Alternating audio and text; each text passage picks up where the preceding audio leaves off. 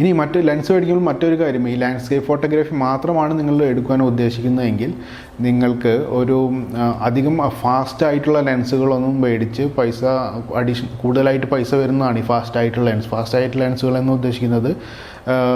f1.2 അല്ലെങ്കിൽ f2.8 എന്ന് പറയുന്ന ലെൻസുകളൊക്കെയാണ്, അല്ലെങ്കിൽ f4 വരുന്ന ലെൻസുകളൊക്കെയാണ് വളരെ ഫാസ്റ്റായിട്ടുള്ള ലെൻസുകൾ എന്ന് പറയുന്നത്. അപ്പോൾ നിങ്ങൾക്ക് അത്ര ഫാസ്റ്റായിട്ടുള്ള ലെൻസുകളൊന്നും ഈ f2.8ഉം f1.2 നിങ്ങൾ ആസ്ട്രോ ഫോട്ടോഗ്രാഫിയൊക്കെ ചെയ്യുമ്പോഴാണ് അതൊക്കെ ആവശ്യമായിട്ടുള്ള ലെൻസുകൾ. അല്ലാതെ സാധാരണ ലാൻഡ്സ്കേപ്പ് ഫോട്ടോഗ്രാഫി നിങ്ങൾ ചെയ്യുന്ന സമയത്ത് നിങ്ങൾക്ക് അത് ആവശ്യമായിട്ട് വരുന്നില്ല.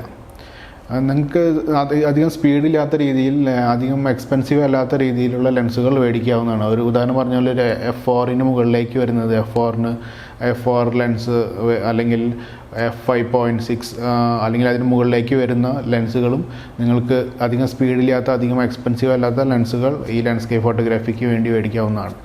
അതായത് കാരണം പറയുന്നത്, നമ്മൾ ലാൻഡ്സ്കേപ്പ് ഫോട്ടോഗ്രാഫി എടുക്കുമ്പോൾ നമ്മളുടെ ഫ്രെയിമിലെ ഒട്ടുമിക്ക ഭാഗങ്ങളെല്ലാതും ഫോക്കസായി വരുന്ന രീതിയിലാണ് നമ്മൾ ഫോട്ടോ എടുക്കുന്നത്. അപ്പോൾ നമ്മൾ പോർട്രേറ്റ് ഫോട്ടോ എടുക്കുമ്പോൾ ഒരാളുടെ മുഖം മാത്രം അല്ലെങ്കിൽ ചെസ്റ്റ് മാത്രം ഫോക്കസായി വരുന്ന രീതിയിലാണ് പോർട്രേറ്റൊക്കെ എടുക്കുന്നത്. അതുകൊണ്ടാണ് അതിന് f2.8 ഒക്കെ വരുന്ന ലെൻസുകൾ, ഫാസ്റ്റായിട്ടുള്ള ലെൻസുകൾ ആവശ്യമായിട്ട് വരുന്നത്. നമ്മൾ ലാൻഡ്സ്കേപ്പ്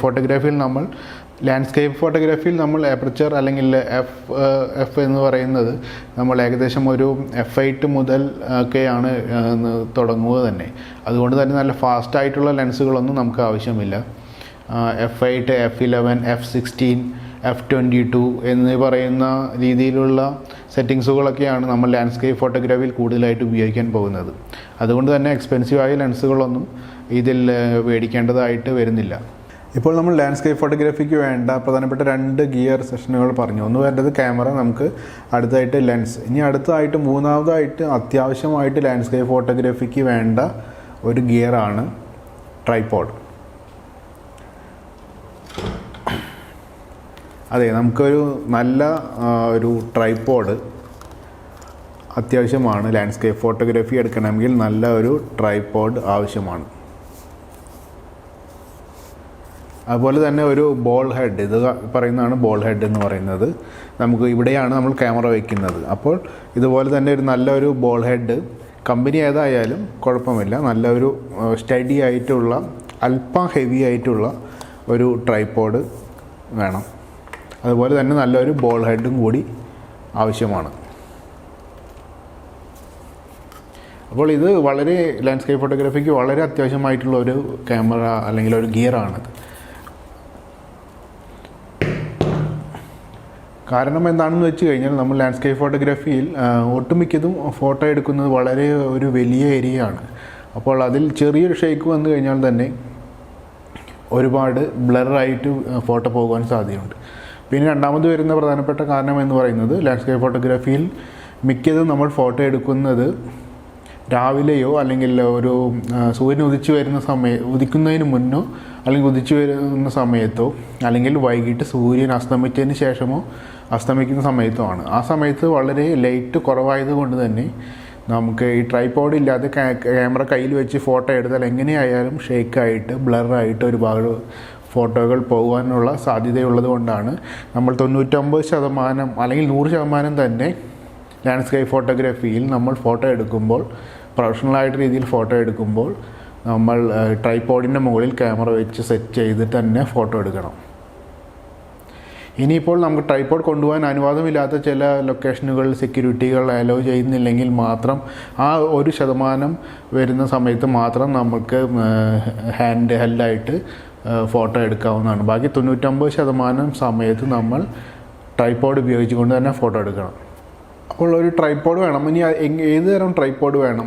അത്യാവശ്യം ഒരു മീഡിയം സൈസ് ഹെവി ആയിട്ടുള്ള, അല്ലെങ്കിൽ നിങ്ങൾക്ക് കഴിയുമെങ്കിൽ നല്ല വലുപ്പമുള്ള അത്യാവശ്യം ഹെവി ആയിട്ടുള്ള ഒരു ട്രൈപോഡ് തന്നെ നമ്മൾ മേടിക്കണം. വളരെ വണ്ണം കുറഞ്ഞ അല്ലെങ്കിൽ തീരെ കനമില്ലാത്ത രീതിയിലുള്ള ട്രൈപോഡാണ് നമ്മുടെ കയ്യിലുള്ളതെങ്കിൽ, അത് നമ്മൾ ഏതെങ്കിലും അത്യാവശ്യം ഒരു കുന്നിൻ്റെ മുകളിൽ വെച്ചാണ് ഫോട്ടോ എടുക്കുന്നതെങ്കിൽ ഒരു കാറ്റടിച്ച് തന്നെ ആ ട്രൈപോഡ് കിടന്ന് ഇങ്ങനെ ആടുന്നതായിരിക്കും. അപ്പോൾ അത്യാവശ്യം ഹെവി ആയിട്ടുള്ള സ്റ്റഡി ആയിട്ടുള്ള ഒരു ട്രൈപോഡാണെങ്കിൽ അത് സ്റ്റഡി ആയി നിൽക്കുകയും നമുക്ക് നല്ല രീതിയിലുള്ള ഫോട്ടോ എടുക്കുവാൻ കഴിയുന്നതാണ്. അതുപോലെ തന്നെ ഈ ട്രൈപോഡ് ഉണ്ടാക്കുന്ന മെറ്റീരിയൽ മുന്നൊക്കെ ആണെങ്കിൽ നമ്മൾ അലുമിനിയം മെറ്റീരിയൽ വരുന്ന ട്രൈപോഡുകളാണ് ഉപയോഗിച്ചിരുന്നത്. അതിനല്പം കനം കൂടുതലായിരിക്കും. പിന്നെ അതുപോലെ തന്നെ അലുമിനിയം അല്ലെങ്കിൽ അങ്ങനത്തെ മറ്റ് മെറ്റീരിയലുകൾ വരുമ്പോൾ, ഉദാഹരണം നമ്മളൊരു കടലിലെ സൈഡിലൊക്കെ കൊണ്ടുപോയി ഫോട്ടോ ഒക്കെ എടുത്ത് കഴിഞ്ഞ് നമ്മൾ തിരിച്ചു വരുമ്പോൾ കടൽ വെള്ളമൊക്കെ അതിലായിട്ടുണ്ടെങ്കിൽ അത് അതിൻ്റെ അടിഭാഗമൊക്കെ നശിച്ചു പോകാൻ, കാലാന്തരത്തിൽ നശിച്ചു പോകാനുള്ള സാധ്യതയുണ്ട്. ഇപ്പോൾ പുതിയ തരം ട്രൈപോഡുകൾ വരുന്നത് കാർബൺ ഫൈബർ മെറ്റീരിയൽ ഉപയോഗിച്ചുകൊണ്ടുള്ള ട്രൈപോഡുകളാകുമ്പോൾ ഇതുപോലെ ഉപ്പുവെള്ളം അല്ലെങ്കിൽ വെള്ളം തട്ടി കഴിഞ്ഞ് കഴിഞ്ഞാലും കേടായി പോവുകയില്ല, പെട്ടെന്നൊന്നും കേടായി പോവുകയില്ല, നല്ല ബലമുള്ളതാണ്. പോരാത്തതിന് ഇതിൻ്റെ കനം മറ്റുള്ള പണ്ടത്തെ ട്രൈപോഡുകളിൽ അപേക്ഷിച്ച് നോക്കുകയാണെങ്കിൽ കനം വളരെ കുറവാണ്. എന്നാൽ സ്റ്റഡിയുമായിട്ട് നമുക്ക് നല്ല രീതിയിൽ ഷേക്കില്ലാത്ത രീതിയിൽ ഫോട്ടോ എടുക്കുവാനും ഈ ട്രൈപോഡുകൾ കൊണ്ട് കഴിയും. അപ്പോൾ ഞാൻ നേരത്തെ കാണിച്ചത് ഒരു കാർബൺ ഫൈബർ വരുന്ന ഒരു ട്രൈപോഡാണ്. പക്ഷേ ഈ കാർബൺ ഫൈബർ ട്രൈപോഡുകൾക്ക് മറ്റുള്ള ട്രൈപോഡുകളേക്കാളും അല്പം വില കൂടുതലായിരിക്കും. പക്ഷേ നമ്മൾ ഈ ട്രൈപോഡൊക്കെ മേടിക്കുന്നത് നമ്മൾ ജീവിതകാലത്തിലേക്ക് അല്ലെങ്കിൽ ഒരു 10-20 വർഷത്തേക്കാണ് നമ്മൾ ഈ ട്രൈപോഡൊക്കെ അത്ര നാളൊന്നും വരെ നീണ്ടു നിൽക്കുന്നതായിരിക്കും, അത്യാവശ്യം നല്ല രീതിയിൽ ഉപയോഗിക്കുകയാണെങ്കിൽ. അപ്പോൾ നമ്മളുടെ ഒരു ലൈഫ് ലോങ് നീണ്ടു നിൽക്കുന്ന രീതിയിലുള്ള ഒരു വസ്തു വാങ്ങുമ്പോൾ നമ്മൾ നല്ല ക്വാളിറ്റി ഉള്ളത് നോക്കി വാങ്ങുകയാണെങ്കിൽ നമുക്ക് അത് നമ്മളുടെ ഫോട്ടോഗ്രാഫി ലൈഫിൽ മൊത്തമായിട്ട് ഉപയോഗിക്കുവാൻ വേണ്ടി കഴിയുന്നതായിരിക്കും. അല്ല നമ്മൾ കുറച്ച് ക്വാളിറ്റി കുറഞ്ഞ് വില കുറഞ്ഞുള്ളത് മേടിക്കുകയാണെങ്കിൽ അത് കേടായി, പിന്നെ അടുത്തത് മേടിച്ച് അത് കേടായി, ആ രീതിയിൽ നമ്മൾ പോകേണ്ടി വരും. അപ്പോൾ അല്പം വില കൂടിയതാണെങ്കിൽ കാർബൺ ഫൈബർ ട്രൈപോഡ് അത്യാവശ്യം സ്റ്റഡി ആയിട്ടുള്ള, അത്യാവശ്യം മീഡിയം അല്ലെങ്കിൽ ലാർജ് സൈസുള്ള ട്രൈപോഡ് തന്നെയാണ് ഞാൻ സജസ്റ്റ് ചെയ്യുന്നത്. അതുപോലെ അത്യാവശ്യം നല്ല ഒരു ക്വാളിറ്റിയുള്ള കമ്പനിയുടെ ഒരു ബോൾ ഹെഡ്, അതിൻ്റെ മുകളിൽ ട്രൈപോഡിൻ്റെ മുകളിൽ ക്യാമറ നമ്മൾ ഫിറ്റ് ചെയ്യുന്നതിൻ്റെ ഇടയിലുള്ള നേരത്തെ കാണിച്ചു തന്നില്ലേ, അത് ഒരു അത്യാവശ്യം നല്ല ഒരു കമ്പനിയുടെ തന്നെ അത്യാവശ്യം വെയിറ്റുള്ള രീതിയിലുള്ളത് തന്നെ മേടിക്കുന്നതായിരിക്കും നല്ലത്.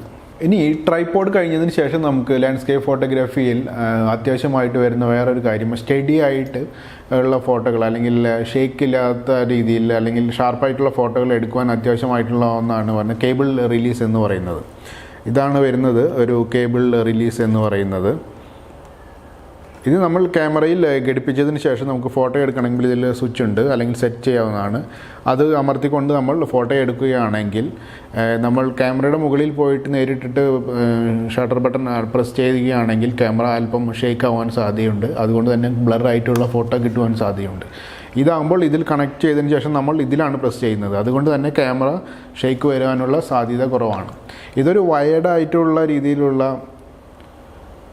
ഇതാണ്. ഇതിന് ശേഷം വരുന്നത്, ഇത് ഒരു അല്പം പഴയതാണ്. ഇതിന് ശേഷം വരുന്നതെല്ലാം വയർലെസ് ആയിട്ട് വരുന്നുണ്ട്. നിങ്ങൾക്ക് ഒരു സംഭവം അതിൽ ക്യാമറയിൽ കണക്ട് ചെയ്ത് കഴിഞ്ഞാൽ അതിൻ്റെ ട്രാൻസ്മിറ്ററും അതുപോലെ തന്നെ റിസീവറുമായിട്ട് ചെറിയൊരു റിസീവറായിട്ട് നമുക്ക് കയ്യിൽ ഉപയോഗിച്ച് കൊണ്ട് തന്നെ വയർലെസ് ആയിട്ട് തന്നെ നമുക്ക് ഫോട്ടോ എടുക്കാൻ കഴിയുന്നത് പുതിയതായിട്ട് വരുന്നുണ്ട്.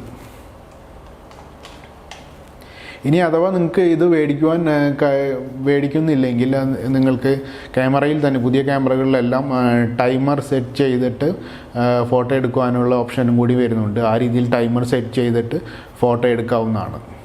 ഇതുകൊണ്ട് നമ്മൾ മെയിനായിട്ട് ഉദ്ദേശിക്കുന്നത് നമ്മളുടെ ഫിസിക്കലായിട്ട് ഫോട്ടോ എടുക്കുന്ന സമയത്ത് നമ്മൾ ക്യാമറയിൽ പോയി ഞെക്കിക്കൊണ്ട് ക്യാമറയെ ഷേക്ക് വരുത്തി നമ്മുടെ ഫോട്ടോ ബ്ലറായിട്ടുള്ള അല്ലെങ്കിൽ ഷാർപ്പല്ലാത്ത പ്രൊഫഷണൽ അല്ലാത്ത ഫോട്ടോ കിട്ടാതിരിക്കുവാൻ വേണ്ടിയിട്ടാണ് നമ്മൾ ഇങ്ങനെ ചെയ്യുന്നത്. പക്ഷേ എന്നെ സംബന്ധിച്ചിടത്തോളം ക്യാമറയുമായി ഫിസിക്കലി കണക്റ്റഡായി അല്ലെങ്കിൽ ആ രീതിയിൽ നമ്മൾ പ്രസ് ചെയ്ത് നമ്മൾ തന്നെ ഫോട്ടോ എടുക്കുമ്പോൾ നമുക്ക് കിട്ടുന്ന ആ ഒരു സാറ്റിസ്ഫാക്ഷൻ സെൽഫ് ടൈമർ ക്യാമറയിൽ വെച്ച് കഴിഞ്ഞാൽ എനിക്ക് കിട്ടാറില്ല. അതുകൊണ്ടാണ് ഞാനിപ്പോഴും ഇത് ഉപയോഗിക്കുന്നത്. ഇനി ചില പ്രൊഫഷണൽ ഈ ലാൻഡ്സ്കേപ്പ് ഫോട്ടോഗ്രാഫി എടുക്കുന്ന ആളുകൾ ചെയ്യുന്നതാണ് മിറർ ലോക്കപ്പ് എന്ന് പറയുന്ന ഒരു ഓപ്ഷനുണ്ട്. നിങ്ങൾക്ക് ക്യാമറയുടെ മാനുവലൊക്കെ റെഫർ ചെയ്ത് കഴിഞ്ഞാൽ നിങ്ങൾക്ക് അറിയാവുന്നതാണ്. മിറർ ലോക്ക് ചെയ്ത് മുകളിലാക്കി ലോക്ക് ചെയ്തിട്ട് വൈബ്രേഷൻ ഇല്ലാതെ, അല്ലെങ്കിൽ സാധനം ഫോട്ടോ എടുക്കുമ്പോൾ മിറർ വന്ന് അടിച്ചിട്ട് ഒരു ചെറിയ വൈബ്രേഷൻ വരും. ആ വൈബ്രേഷൻ ഇല്ലാതെ മിറർ ലോക്കപ്പ് ചെയ്തിട്ട് ഫോട്ടോ എടുക്കാവുന്നതാണ്. ആ രീതിയിൽ ഫോട്ടോ കൂടുതൽ പ്രൊഫഷണൽ ആയിട്ടുള്ള ആളുകൾ വളരെ നല്ല രീതിയിൽ ഫോട്ടോ എടുക്കുവാൻ അല്ലെങ്കിൽ തീരെ ഷെയ്ക്കില്ലാത്ത രീതിയിൽ ഫോട്ടോ എടുക്കാൻ വേണ്ടി ചിലപ്പോൾ ചെയ്യുന്നത് കാണാവുന്നതാണ്.